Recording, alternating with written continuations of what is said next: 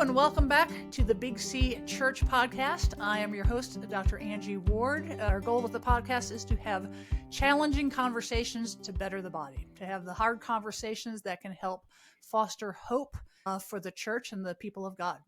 So my guest today is Matt Tebbe, and I almost introduced myself as welcome to the Gravity Leadership Podcast because that's part of his role is co-host of the Gravity Leadership Podcast, which I have been honored to appear on. Matt is in Indianapolis. He's a co of a lot of things. Co-host of the Gravity Leadership Podcast, co-founder of Gravity Leadership, co-pastor of the Table Church in Indianapolis, co-author with Ben Sternke of Having the Mind of Christ, a great book with InterVarsity Press. So a lot of those with Ben Sternke and so I'm happy to with him today on this episode of the podcast. And I do a little kind of a questionnaire for guests. And how do you want me to introduce you? And Matt said pastor and said, you can get my bio from the other stuff. So I gave the bio stuff, but Matt, Pastor Matt, I love that because that's really actually, I don't know if you even remember that's how I first got to know you. I was living on the south side of Indianapolis, which is Greenwood area, where we moved to Denver from, but was going through kind of a questioning, deconstructing church season and some stuff in life, and related to some of the stuff we're going to talk about today, which is pastors and friendships as a part of a series on pastors and power. But so was feeling kind of isolated, had questions. I knew of Matt and Ben, and so I just kind of cold emailed them and said, hey, can we get together? And so pastored me. So thank you. Yeah. So thanks for being Angie, a guest on the Big C Church Podcast. It's great to be here. I'm a big fan of the Big C. Hey, yeah, I know you are. I know. I love that we can have this conversation. So, like I said, so I'm doing this kind of mini series on pastors and power. And you posted, I'm bringing it up here on my phone because I took a screenshot. Not long ago, you posted on your Twitter, you said a word about the hazards of being a pastor and friendship. And says, we can't really be friends with the people we spend the most time with. There's power differentials there, layers of responsibility and commitments that make peer-to-peer friendship impossible. And you go on a thread from there, but that's the first part. And I immediately, and as I was telling you before we hit record, I've been in ministry all my adult life. I've been a pastor's wife for all of my married life, or I would say married to a pastor. I would always say I may be married to a pastor, but I'll never be, air quotes, a pastor's wife. But I've realized that I always was a pastor's wife to people. And there's this, so reflecting here where we got to Denver, Colorado 3 years ago, first time we didn't move for a job as pastor or for a role like that. And where we didn't have that title. And so forming friendships outside of that context of the pastorate or pastor's wifeliness, and also then realizing along the many churches that we've served at in North Carolina, Minnesota, Indiana, and how that dynamic of the power, pastors and power, has affected our friendships, my friendships, Dave and me, and all that. So my first question for you, and we'll just, I'm sure we'll have a great conversation unfold, but what led you to post that in the first place? Yeah. Great question, Angie. I think it's because when I first got into ministry, I wasn't sure what it meant to be a pastor. I just didn't know. I didn't have. And how old were you? Tell me, that journey. Yeah, it was basically right out of college. So I was same 23. Both of us, 22, 23, whatever, young adult. Yeah. And I think I knew what I didn't want to be. I didn't want to be kind of a dictatorial demagogue sort of person who just kind of had a lot of distance. I've always been a relational person, so I wanted to actually be friendly with the people I was pastoring. And over the next few decades, I realized that I was trying not to be, so what led me to post that was I was trying not to be a certain kind of pastor that I think wasn't good for me or for others and could cause harm. And in trying to stay away from that, I think I ended up unintentionally causing harm. And so and we can talk about that kind of harm for a second. But what led me to post this was me trying to piece together why did that happen, and how do I make, how do I name that and begin to rectify it? I have begun to rectify it, but how do I begin to name that? Because I wonder if other pastors are experiencing this tension as well. Yeah. And, we can, get into this more, but you said the response, you were not prepared for the response you got. Yeah. I mean, I had people saying, I disagree. I'm a pastor of a church and I have great friendships. I had people say, problem is that your problem is that you see power wrong. It shouldn't be like this. Jesus called people friends. And so I think a lot of assumptions were made about where I was coming from. Like, I think a lot of people read into it that there should be lots of distance and you shouldn't be honest or known by people. I think people read into what I was trying to say.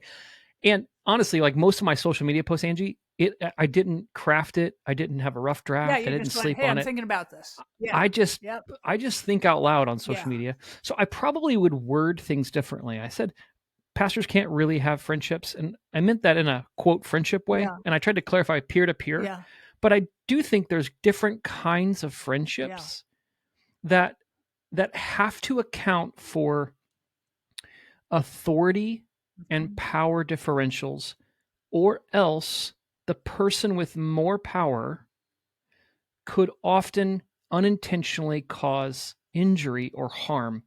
If a person with power and authority doesn't steward it intentionally and learn to walk wisely with it, they can end up causing harm that they didn't intend. Yeah. And that's what I was trying to reckon with in that post. Yeah. Well, so since you stirred the pot, let's keep stirring. So, so tell me more about how you came to learn what you kind of posted about as you were thinking about, and whatever degree you're willing to share as far as some, either where you stumbled into stuff and went, oh, there's a power thing here. Just what were some of those markers that have shaped where you're at now on that? Yeah. So there was a church conflict that I was a part of about 15 years ago, where certain congregants were bringing questions and concerns about another congregant and their friendships with people of the opposite sex.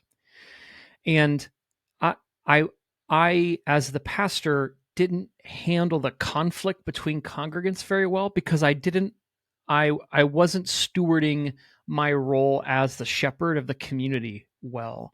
I tried to stay neutral. I tried to treat it as though it was all of this conflict was happening among peers and equals, and it really wasn't. Yeah. And so the person who was being accused of wrongdoing didn't experience my presence with them as care.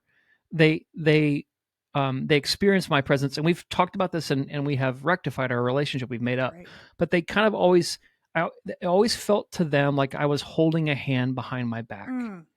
Like I had the authority or power to make decisions or to adjudicate this, and I wasn't being honest and upfront about that. And so it always felt like they were guessing, like what's going on here. So that's one. Yeah. I'm thinking about as well. I had some friends who were my age in a church I was pastoring, and this could just be a peculiarity of my generation or just my personality, but I make a lot of jokes, and you know what I'm saying. And when I would hang out with them, we would make jokes, and it was fine from my perspective. But years later, this person indicated to me that he called it, you kind of big brother me. And what he meant by that was, I looked up to you. You're like a role model to me. And then when you make jokes at my expense, right? It feels like you're dunking on a toddler. You're kind of putting me in a headlock and giving me a noogie. Yeah. Now that I wasn't at all thinking that. I'm sure I made one or two or more inappropriate jokes, but he experienced my jokes differently than I intended. Yeah. And it was because I wasn't reckoning with the fact that I have a place in his life that I need to steward well for his sake. Yeah.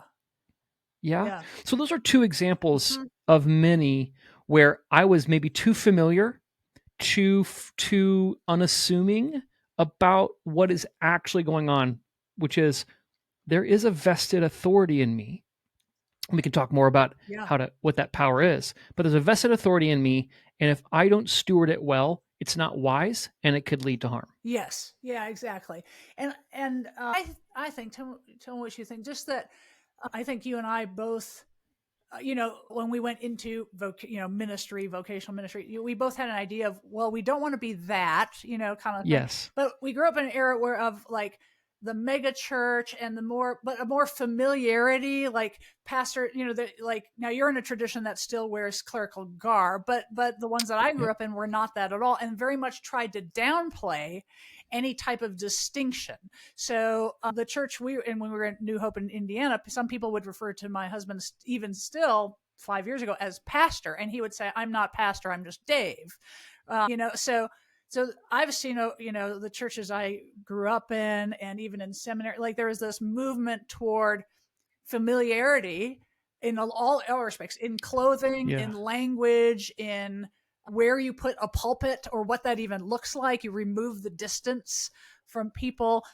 But, and this is where I want to hear what you say, like what the reality is. There is still a power reality or an authority reality there, regardless of how much we try to downplay. And it was, I don't know, I'm embarrassed. I'm not ashamed, but like, to admit that it wasn't until just a few years before we left Indiana. And so we've been married in pastoral ministry for 20, 23, 24, 25 years. We regularly would have people into our homes because we want to show hospitality and, hey, not probably a little bit, we're normal people too, kind of thing. Yeah. And it finally dawned on me, because some people would just come and be kind of stiff. Other people were like, hey, this is great.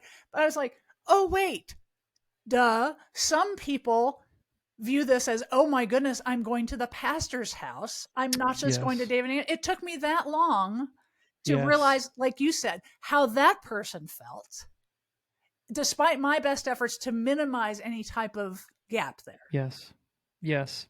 Yeah, Angie. I think that's right on. And then we can get to then the conversation of, I mean, okay, so let me just say there's analogies here, right? So I have a 14-year-old and 11-year-old, and I'm constantly wanting them to have a familiarity with me and a trust of me, an intimacy with me. Yep.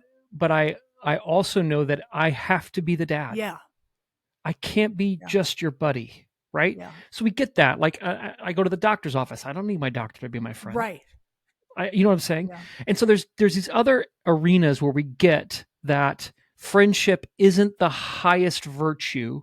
Peer-to-peer friendship isn't the highest virtue in this relationship. Yeah. And I think that same exists for a pastor, even though I think there's a kind of friendship we can have. Yeah. But I think then what makes people freak out about this is that typically when we talk about power and authority, we're I think using those words synonymously with like control or domination. Yeah.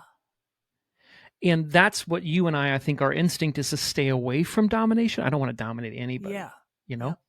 Yep. But staying away from domination doesn't mean that we're actually moving towards virtue.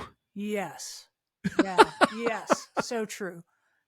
Right? Yeah. Just staying away from the bad doesn't mean we back into the good. Yes. We actually have to have a good that we're moving towards. And so that's what I'm mostly interested in now is if it's not just we're all friends, everything's equal, and if I ignore power, it'll go away and it won't do any bad work.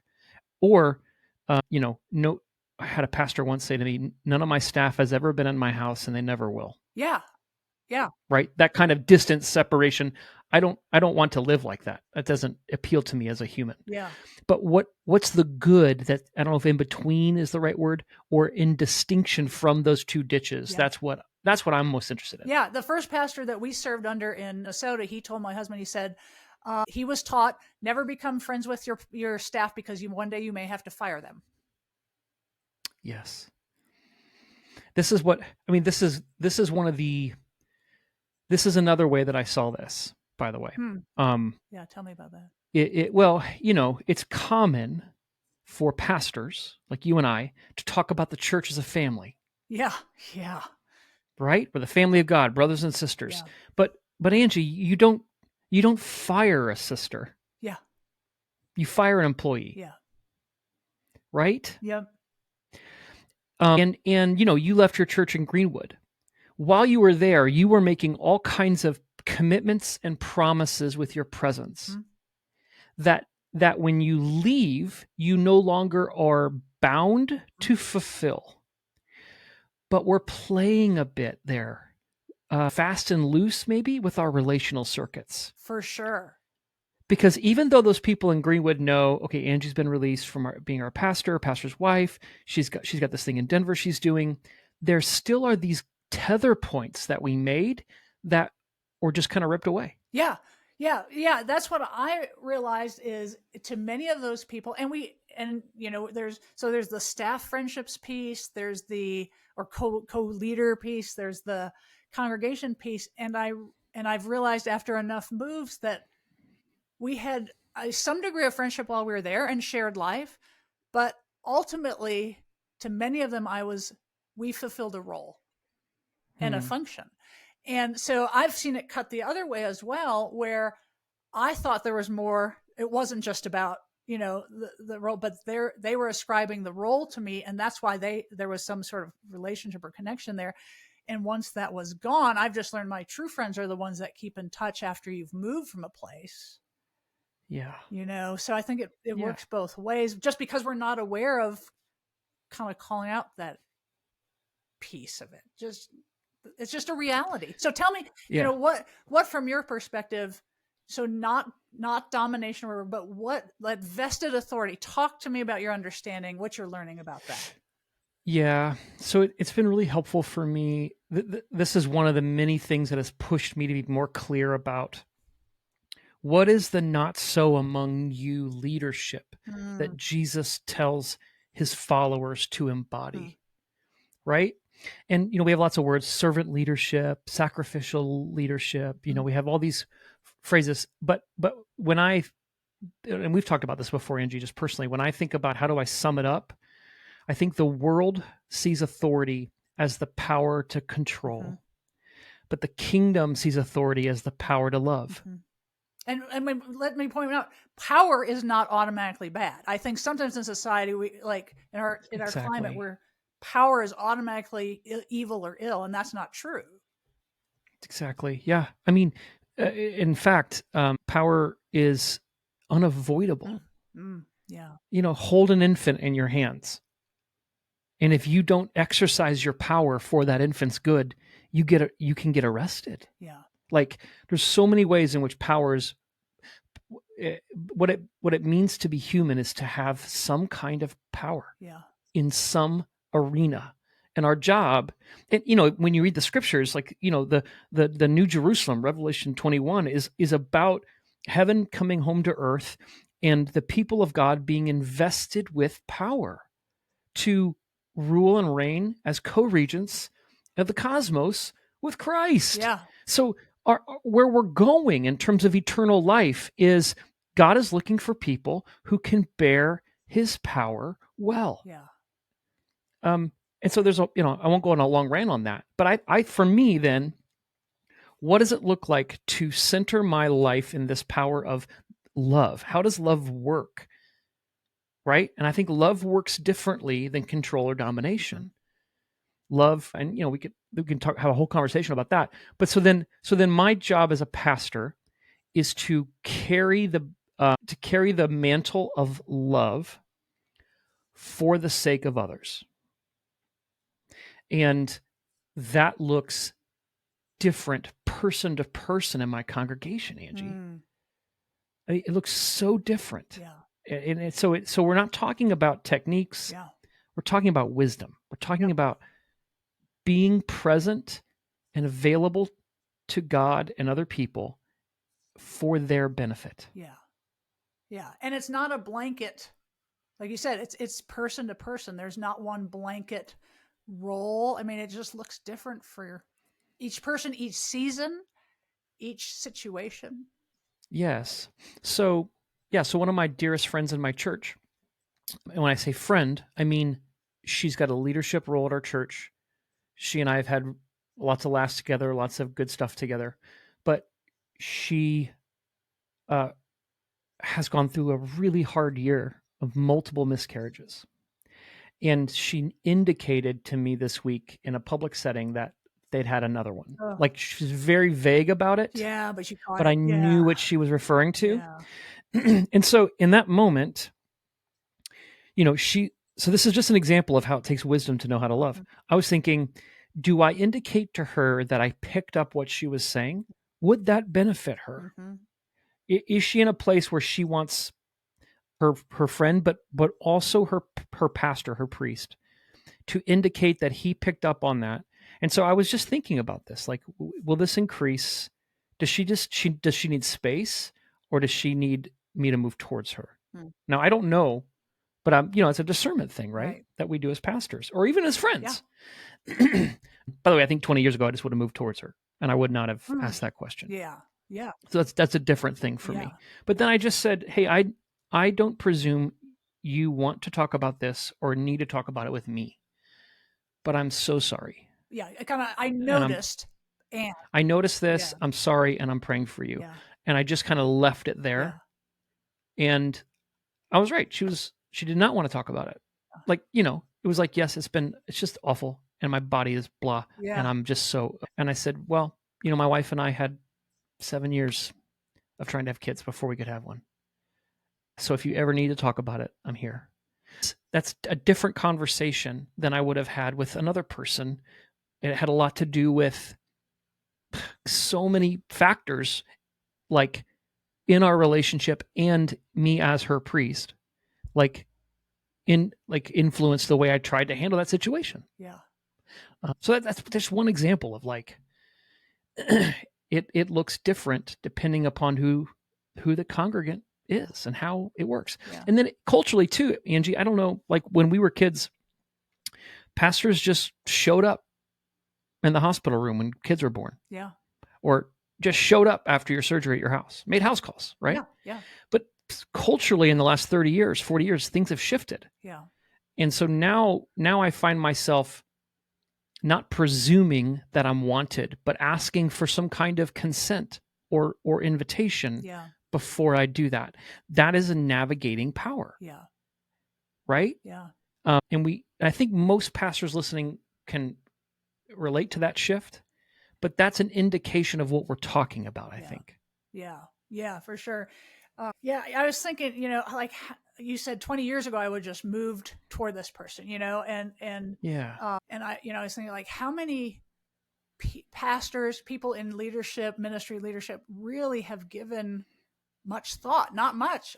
In my experience, I haven't. It was just a few years ago that I went, oh, wait, there's a. I mean, I conceptually kind of knew it, but to realize how that plays out, and I think so. So at the same time, a lot of us, I'm saying ministry leaders broadly, we want to narrow the gap for, and that formality at least of it, yet also still want to keep the authority.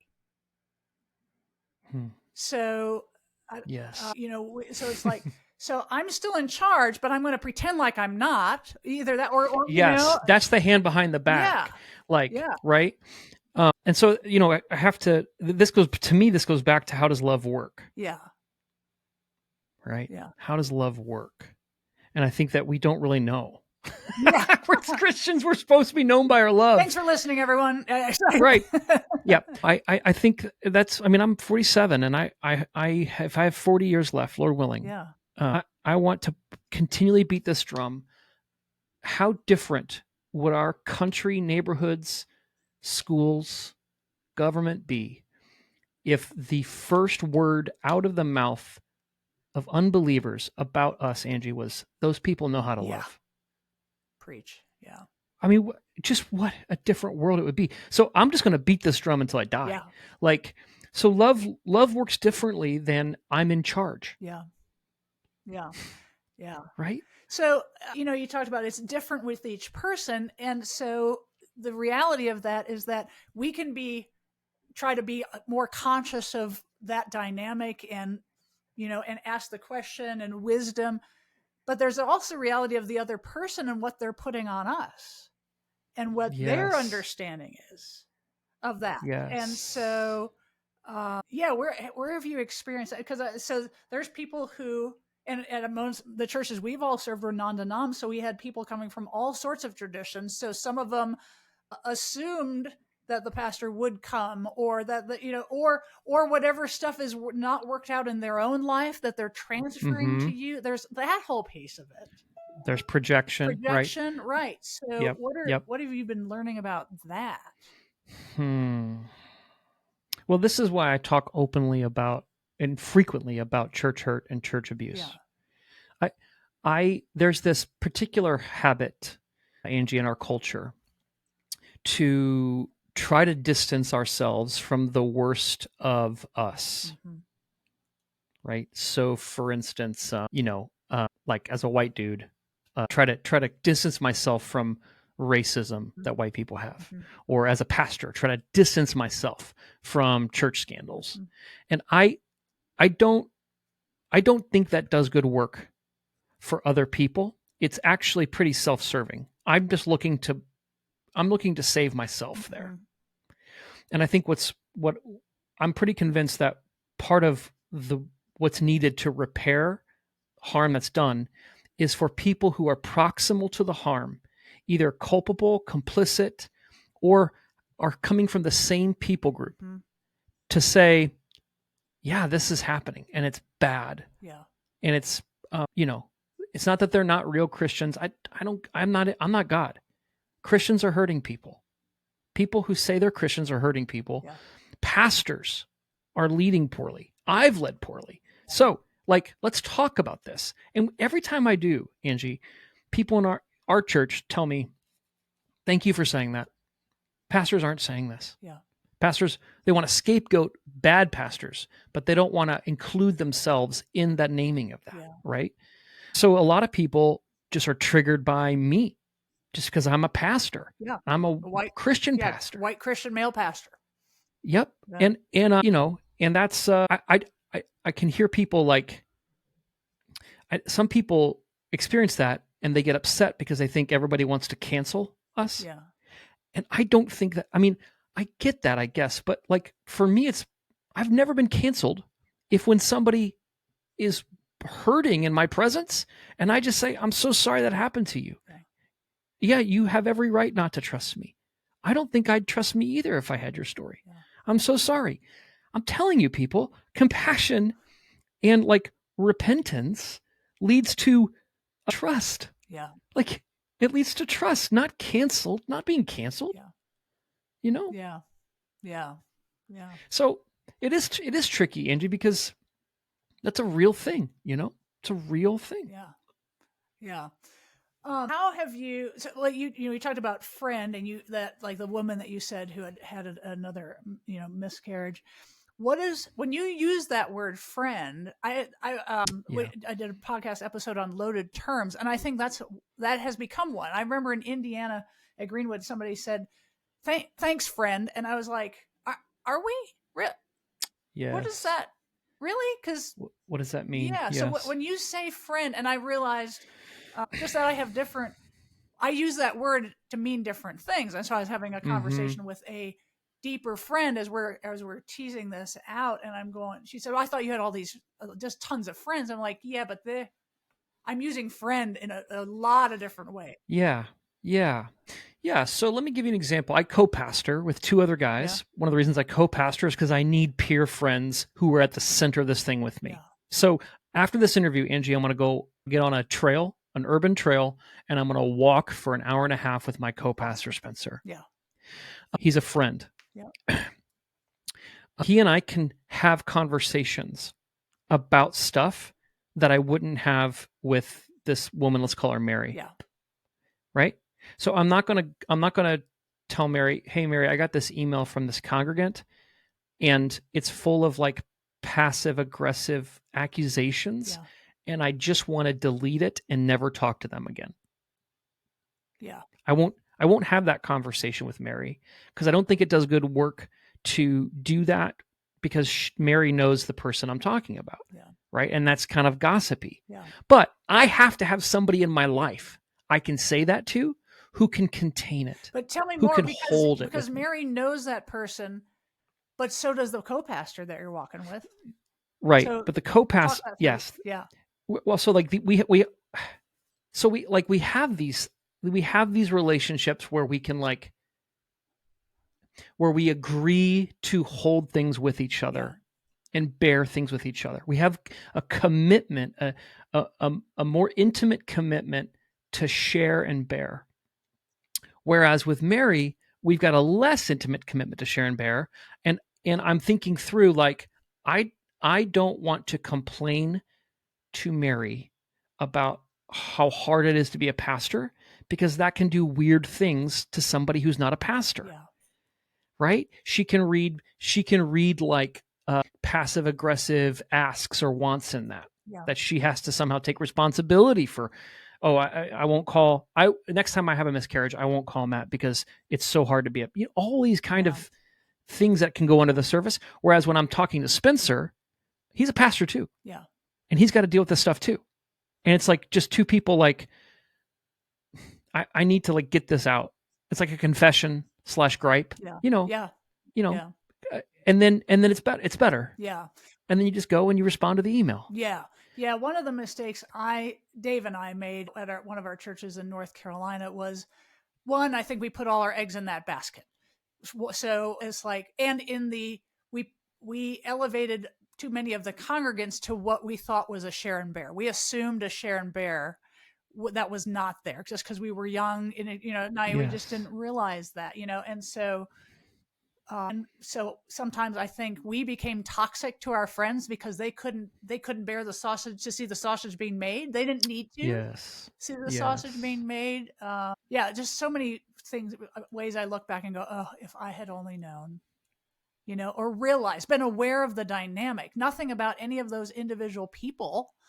They were just at where they were at, or I thought, wow, we invited people to be in our small group. We had the biggest small group. Aren't we doing great ministry? Oh, well, maybe they all wanted to be say they were in the pastor's group. Yes. So many ways I've seen this played out, retrospect. Yes.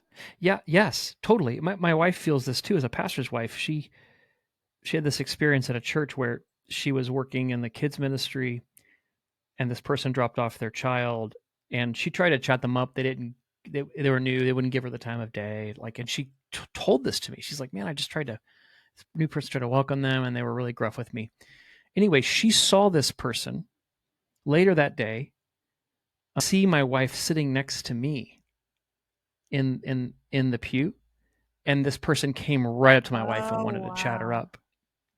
And so this has happened for 25 years with my wife, where she's unable to have what she considers real relationships because people see her as a proxy to power. And they want to relate to a pastor's wife, not to Sharon. Yes. Yeah. And either it's either I'm going to go to that person because now you're the pastor's wife, or you're no longer safe because you're the pastor's wife. Exactly. I've done that as well. It's like, well, exactly. So it just made it so fraught for us. Just now that we don't have that in our lives, that dynamic, I'm just realizing how much it was there for so many years. Yeah. Yeah. And, like you teach now, right? In a seminary, and there's a similar, like you're teaching adults. Yeah. These aren't minors. So there's a sense in which you have some kind of like mutuality between a teacher and a student who's an adult. But there's also a sense in which you just can't do certain things with a student. Yeah. Like we know this, right? Now, I'm not saying it's a 1-to-1 equal with pastoring in a church. I'm just saying we have all these arenas where there's some kind of friendship and there's some kind of not friendship. Yeah. And I think the same exists in the church. And I just haven't done a good job of being able to live into that in a way that I feel like is wise. Yeah.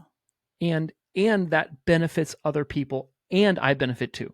There's still a negotiation there for me about what does that look like. Yeah. Well, so you and I, we're thinking more about this and reflecting on it, and just being aware of it is a huge, aware of the reality. And then what is it in each of these relationships?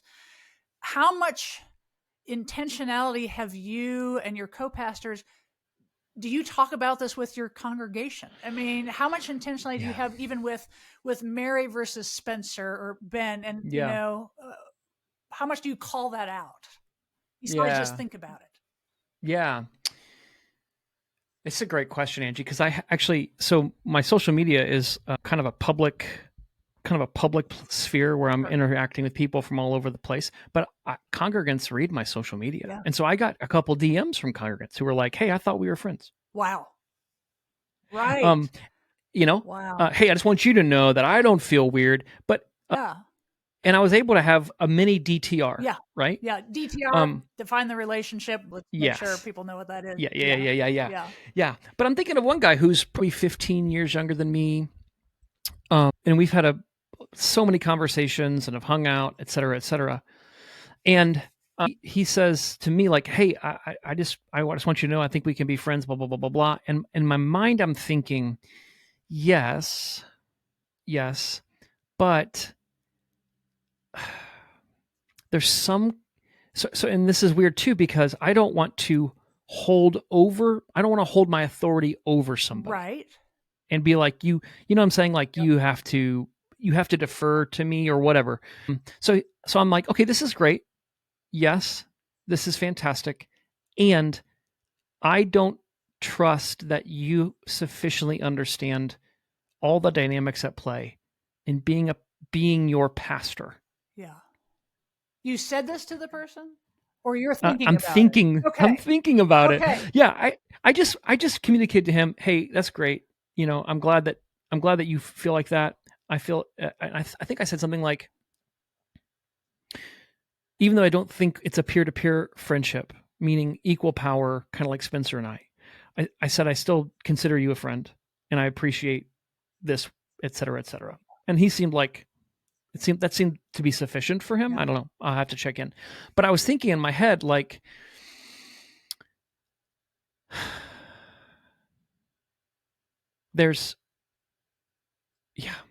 Angie, I'm like losing words, which is hard for me. I love the words. There's some dynamics. I'm sorry, or you're welcome. I'm not sure. No. Yeah. I think we're at the margin or at the border of processing of this. Yeah. Of what I'm able to name. Yeah. Yeah. But I do think there's some complexities to the dynamic of being a pastor that this younger guy can't understand. Yeah. He's just not inside of it. Yeah. He's not inside of it. Yeah. And I think that I just need to continue to discern it. Yeah. But, even with you trying to figure out where the words for that, and talking about this with each of these people, and I'm thinking and feeling what people I've had that with in my life. And it's a lot of dancing and it's tiring. Mm-hmm. Mm-hmm. That's a lot more dancing than a lot of people have to do. Yeah. Yep. Yeah, definitely. Yeah. I mean, I know I'm kind of sharing stories here, but this guy who's like, we're friends. Like, we had a all church meeting a year ago, and he did some stuff in that meeting that I was like really upset about. Like, in my mind, derailed the meeting and did some whatever. And if it was a friend, if it was Spencer, I would sort of put him on blast. Like with Spencer or Ben, I would say, "What the heck are you doing, man? I don't think like that was helpful at all. Here's why, blah, blah, blah, blah, blah, blah." But with this guy, it was way, I wasn't going to put him on blast, because as a pastor, putting a congregant on blast is often experienced as harm. Yeah. It's not, so I can put a peer on blast in a way that I shouldn't put a congregant on blast. Does that make sense, Angie? For sure. What I'm saying? Yeah. Like, I can say things, my wife can say things to me that she would never say to my 11-year-old. Yeah. Our 11-year-old. It's a similar dynamic there. So I'm thinking through these things as he's like, "Yeah, we're friends." And I'm like, "Yeah, but if I treated you as though no power existed, what would happen is you would experience harm from me." Yeah, you'd be just roasted alive. Yeah. You'd experience harm from me, not because I'm such an awful dude, but because of all the... Yeah. See, I think a lot of this church abuse stuff no pastor gets into pastoring and says, you know what I'm going to do? I'm going to hurt a bunch of people. Yeah. It's just, they don't navigate power dynamics well. They don't see it. And so they don't understand that they're gaslighting somebody. Yeah. They don't understand that this is triangulating gossip. They just don't understand it. Yeah. Right.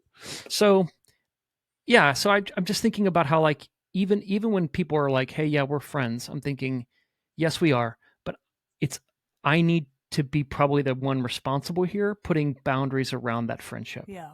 For your sake. Because you're the one who's aware of it.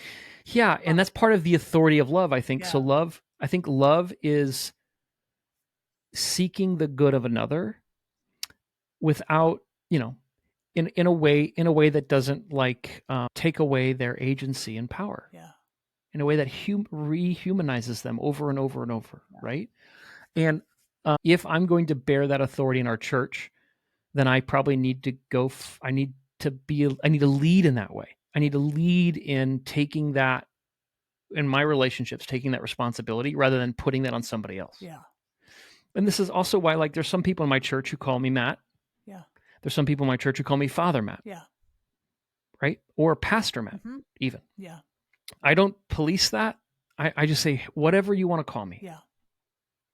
And I prefer to be called Matt. I think 10 years ago, I would have told people not to call me Father Matt. Yeah. Just call me Matt.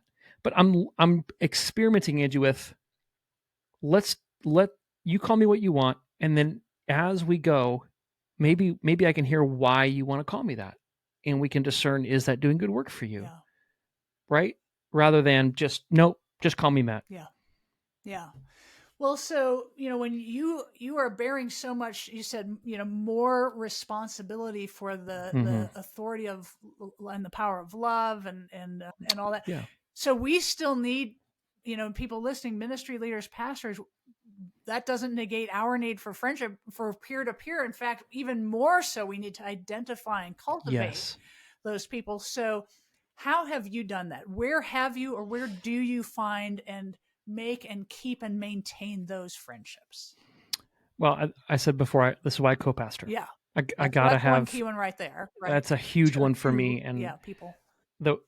I don't know, not the worst thing could happen to me, but it's on the list of the worst things that could happen to me would to be in a position at a church where there were no peers. Yeah. None. Yeah. I feel like if I'm wishing good on other people, I wouldn't wish that on them. Yes. Right. Right. Do you know what I'm saying, Angie? Like, yeah. I'm a B+ guy. You know what I mean? I'm not even a really bad guy. I just think that's putting myself in a space that's setting me up for failure because of isolation. Yeah. The other thing is I've got really good friends, like from college. Yep. I'm going hiking tomorrow morning with one. We're going to do a 14-mile hike tomorrow. Ooh, good for you. That's awesome. Yeah. Well, we're in training to go to to a mountain Indiana, here in September. there's no hills, so yeah, the elevation changes like 17 feet, so over 14 miles. But like this guy was looking for a church about 5 years ago. Lives close to me, lives in Carmel, and I was thinking, is it weird if I extend an invitation to him? Yeah. And then part of me was thinking, like, you know what? He's a guy that, he's a guy that has seen me at my worst. And there's no ecclesial relationship, so I don't have to pastor. I don't have to be Pastor Matt. I can just be Matt. College friend, you said? Yeah, yes, college friend. From before, yeah. Yeah. And honestly, like, I was reticent to invite him to come to our church. Yeah, because that could make everything up. It just complicates things. Yeah. It introduces something, I think. Yeah. I did invite him, and they chose to go somewhere else. That's fine. But I really appreciate relationships of like long-term relationships where no one's asking me to be a pastor or no one's expecting me to be a pastor, and I get to be Matt, Dad Matt, friend Matt, goofy Matt, those kinds of things. How's that work out? Like all the churches we were a part of or pastoring, we were small groups were a big piece of it, and so I told you the first one of our first churches in North Carolina was we'll just open it up to anybody who wants to be a part of it, and realized, a lot of them, when they were unhappy with the church, they left the relationship, or they viewed us as the role. So we became extremely discerning about, we're going to pick our people. And it was always people who had seen the church sausage being made. They weren't afraid of that. They didn't, for what, we felt they could potentially view us as Dave and Angie, not Pastor Dave and Pastor's wife Angie, or Dr. Angie, or any of the the titles or the adjectives. What about for you guys, for besides the co-pastor stuff, and as a couple as well, ministry couple? Yeah. I think that, I mean, in terms of my wife and I, relationships in the church. We've got friendships there. We've got good friends there. We recently left our denomination and joined another one. Yeah. Long story. Yeah. And there were people that had made friend overtures, friend commitments to my wife, who they just left, ended the relationship. From within the congregation, or where had they? Yeah, from within the congregation. The denomination, it was kind of, okay, yeah. Yeah, it was like they couldn't come with us, and we won't even get into the reasons and all that. Right. But the net result was, my wife experiences all of these tethers are temporary, and at any time you can decide to end this relationship without any, like, I didn't do anything wrong. There's just, whatever. And there's kind of this, this is hard to talk about because it sounds like as a pastor, I'm complaining. I just want to name this though. Yeah. When you give your heart to people and you connect yourself to them, and then they break that relationship for reasons that you wouldn't break any other relationship. Yeah. Right? Mm-hmm. There's a moral injury. Yeah. There's a compassion fatigue. Yeah. And you end up wanting to not hurt as much. Yeah. Right? So we protect ourselves from hurt. Yeah. Right? And I think what I'm trying to navigate here is, I don't want to become this distant, hard-hearted, fake guy who pretends like they're connected to you, but really isn't. But I also know that I don't know if my heart is up for another 20 years of being stomped on. Yes. Yeah. Okay. So Angie, like, between those two, I'm looking for a yes that is faithful and sustainable. Now, that's where I'm at. My wife is in a season of, like, I just need to go on walks with the Jewish lady in our neighborhood, who's been my friend for 8 years, doesn't give a rip that you're a pastor, and won't leave all of a sudden because, for some crazy reason they didn't like the new song we did, or whatever, right? Yeah. I feel like, in this context, those who are listening and watching, if that's your situation, and I've found it's so easy for I should, because I'm their pastor, kind of thing. And if it's okay to have some times of space and breaks. And I just want people to hear that and let that soak in, because if you're pushing forward because of the shoulds, you're doing yourself, your heart, harm, and I think the people that you're shoulding with. Yeah,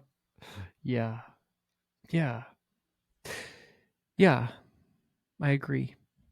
So, and if Deb, Deb is your wife, is that right? If she needs that. No, Sharon. Yeah, Deb is. Deb's Deb is. Yeah, Ben. Yeah.